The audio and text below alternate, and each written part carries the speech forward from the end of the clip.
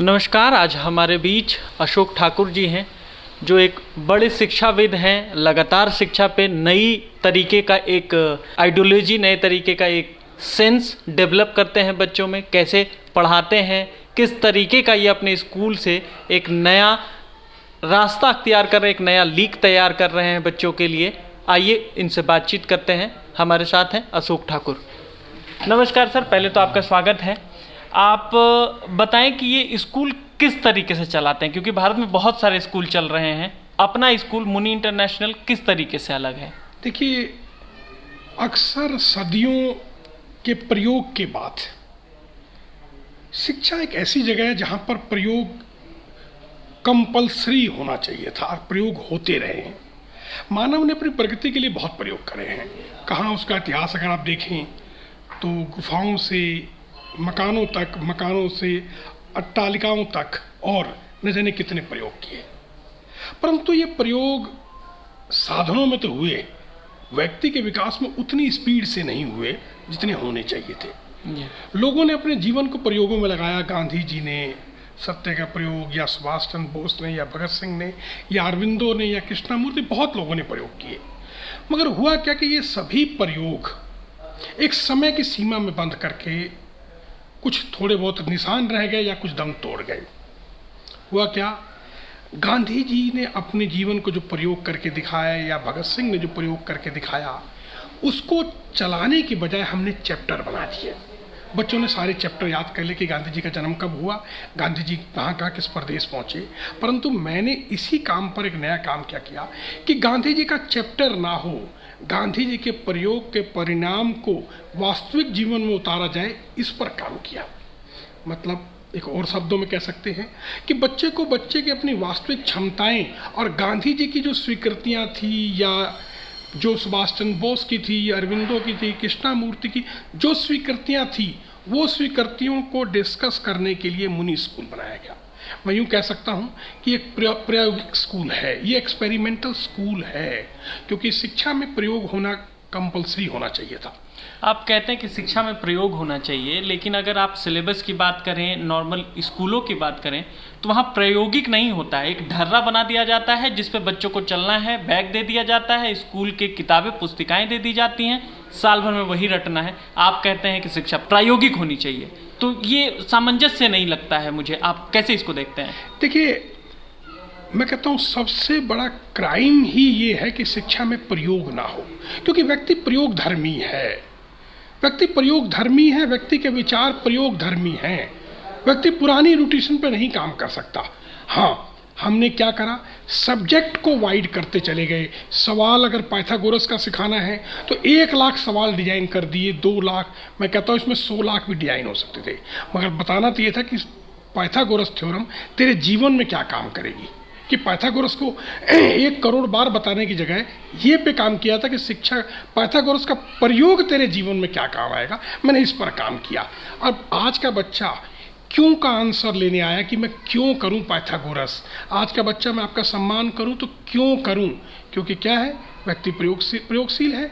आज बच्चा तर्क से इस बात को जानना चाहता है। हम क्या बात कहते हैं कि बच्चा सम्मान नहीं करता, बच्चा नियमों का पालन नहीं करता। नहीं, वो निरर्थक शब्दों का, निरर्थक कार्यों का पालन नहीं करेगा। वो सवाल पूछेगा कि मैं आपका सम्मान करूं तो बताइए ना, सम्मान क्यों करूं। और जब आपका सम्मान नहीं करता, सच बताऊं, वो ये कह देना चाहता है कि आपकी उपयोगिता निरर्थक हो गई है। तो सवाल तो उठेंगे। आप इसको ये कह सकते हैं कि मूल्य गिर रहे हैं, मूल्य नहीं गिर रहे। आज की पीढ़ी तर्क से सवाल पूछ रही है, वो आपको बुरा लग सकता है। तो ये एकदम से शिक्षा जगत में एकदम से क्रांति होगी जो आप बात कह रहे हैं। मुझे नहीं लगता कि इस तरीके की चीज़ों पे कोई चल रहा है। तो ये शिक्षा जगत में क्रांति होगी, तो जब अलग कॉन्सेप्ट है तो हम लोग क्यों नहीं बहुत बेहतर कर पाए। मुनि इंटरनेशनल के मुझे लगता है कि 3 से 4 शाखाएं अभी कुछ दिनों में खुली हैं, तो क्यों हम अपने सेंस को, अपने सोच को विस्तार क्यों नहीं दे पा रहे हैं? क्या वजह रह रही है? देखिए, हमें विस्तार देना था बर्फ में, मैं तो यूँ बोलता हूँ, दीवार में। दीवारें आपस में इतनी तेज टाइट जुड़ी हुई थी, क्योंकि वहाँ जब दीवार टूटेंगी, बर्फ टूटेगी, तो चीज़ फैलती, क्योंकि शुरुआत तो वहीं से थी। हमने स्कूलों में क्या करा, हमने यस मैन पैदा करने थे कि एक बच्चा अपने 20 साल के स्कूली जीवन में यस मैन की बेहतर भूमिका निभाना सीख जाए, क्योंकि स्कूलों को दुनिया को चाहिए क्या था? Obedient servant with high skill. परंतु जब मैं बात करता हूं कि नहीं, एक बच्चा obedient servant with high skill नहीं है, वो सोचता भी है, वो समझता भी है, ये बड़ी तकलीफ होती है, क्योंकि शिक्षा में प्रयोग ना करने की एक परंपरा थी, और जब प्रयोग करने को कहा जाए तो शिक्षा का आदमी घबराता है, डरता है वो, क्योंकि क्या होता है कि उसका शिक्षा में किस तरह के लोग हैं? शिक्षा में 3 तरह के लोग हैं। या तो है सरकार को क्या चाहिए? लिटरेट। दूसरा है बिजनेसमैन को क्या चाहिए? अपना सामान बेचने के लिए इतनी कैपेबिलिटी बना सके ऐसा। और तीसरी संस्थाएं हैं धार्मिक संस्थाओं को क्या चाहिए? जो पहले उनके माता पिता जिस परंपरा का पालन करते थे, आने वाली पीढ़ी भी उसका अच्छी तरह पालन करे। इसमें आदमी कहाँ बन रहा है?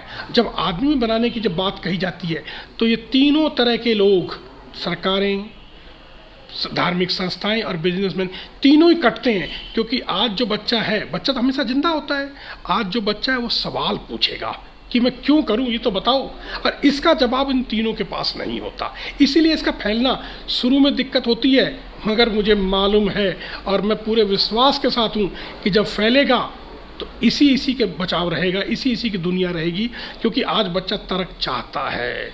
आज कभी दौर हुआ करता था कि किसी बात को कहने के लिए धर्म को साइंस से परमिशन लेनी पड़ती थी। एक दौर था 400-500 साल, आपने गैलीलियो की कहानी सुनी होगी। किसी ने कहा था कि पृथ्वी नहीं घूमती, सूर्य घूमता है। उसने इस बात को कहने से पहले उस आदमी को अपने बाइबल और इस सिद्धांतों पर परमिशन लेनी पड़ी थी। उनके नाराज होने के कारण उसकी फांसी होने की सजा हो गई थी। आज यही धर्म कुछ भी कहने से पहले कहता है मेरा साइंटिफिक है, वो साइंस से परमिशन लेता है, क्या मैं साइंटिफिक हूँ? समय आएगा इस बात का। आपने कहा कि बड़ी अच्छी, आपने एक बात कहा कि गैलीलियो ने जब कहा तो उसको डर था कि मुझे जान से मार दिया जाएगा। तो आपको नहीं लगता कि आप पूरे शिक्षा जगत को चुनौती दे रहे हैं, नई क्रांति की तरफ शिक्षा को लेके जा रहे हैं? सरकार पे इससे बात हुई है? सरकार से इस मुद्दे पे कभी बात हुई? देखिए, सरकार कोई इनोवेशन के लिए नहीं होती, क्योंकि सरकार के साथ बहुत सारी जिम्मेदारियां भी होती हैं, तो उतनी अकाउंटेबिलिटी भी होती है। सरकार कहती है आप मॉडल को इस्टेब्लिश करके दिखाओ, हम अडॉप्ट कर लेंगे। मैंने वो करके दिखाया। सरकारों ने मेरे को अलग अलग तरीके से, बहुत सी संस्थाओं ने जांचा कि व्यक्तिगत स्तर पर जहाँ मैं बैठा हूँ वहाँ रिजल्ट कैसा। फिर मुझे 3 सरकारी स्कूल दिए गए जहाँ पर बच्चे नहीं पहुँचते थे। जैसे सरकारों की मेजर प्रॉब्लम होती है कि इनरोलमेंट कम होती है, अटेंडेंस बिल्कुल ही 0 हो जाती है, लेवल हो जाती है, मतलब 10-20% बच्चा पहुंच पाता है। तीसरा क्वालिटी एजुकेशन। इन तीनों काम के लिए सरकार ने मुझे 3 स्कूल दिए जो मेरे लोग चलाएंगे और मैं नहीं जाऊंगा, मेरा मेथड। फिर मेरे लोगों ने चलाया, उनमें अपनी बिल्डिंग कैपेसिटी से 30% ज़्यादा बच्चों की डिमांड, बच्चे एडमिशन थे वहाँ पर। फिर गवर्नमेंट ने कहा कि आपका मेथड से 6 स्कूल चलाएंगे। मेथड से अम्बाला में 6 स्कूल चलाए गए। उन्होंने इंडिया लेवल पर रैंकिंग दी। अलग अलग तरीके से मैंने पालघर ट्राइबल एरिया में मैं टेस्ट हुआ।